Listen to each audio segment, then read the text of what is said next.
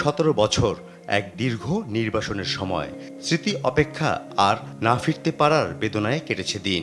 অবশেষে সেই প্রতীক্ষার অবসান।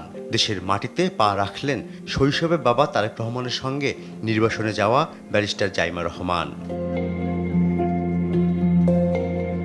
শিক্ষা, পেশা আর জীবন সবকিছুই গড়ে উঠেছে দেশের বাইরে, কিন্তু মন পড়েছিল বাংলাদেশেই। প্রবাসের প্রতিটি দিন ছিল অপেক্ষার, প্রতিটি সকাল ছিল দেশে ফেরার স্বপ্নে ঘেরা।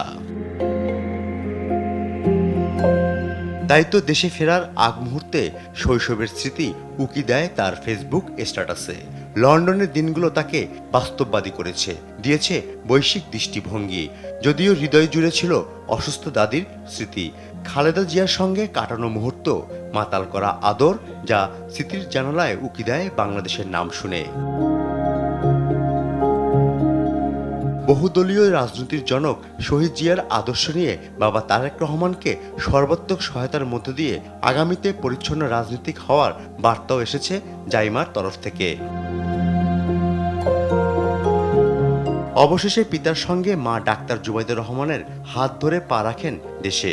সেখানে বিএনপি নেতাদের সঙ্গে পরিবারের সদস্যদের শুভেচ্ছা বিনিময় করেন।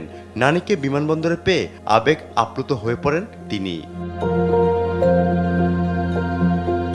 বিমানবন্দর থেকে আলাদা গাড়িতে সরাসরি চলে যান রাজধানীর গুলশানের বাসভবনে। সেখানে কিছুটা সময় কাটিয়ে এভারকেয়ার হাসপাতালে আসেন জুবাইদুর রহমান ও জাইমা রহমান। 17 বছরের দূরত্ব মুছে গেছে এক মুহূর্তে। সঙ্গে করে নিয়ে এসেছেন স্মৃতি, আশা ও আগামী দিনের নতুন গল্প, যার জাদুকর হবেন জাইমা রহমান। ফররুখ বাবু, দেশ টিভি, ঢাকা।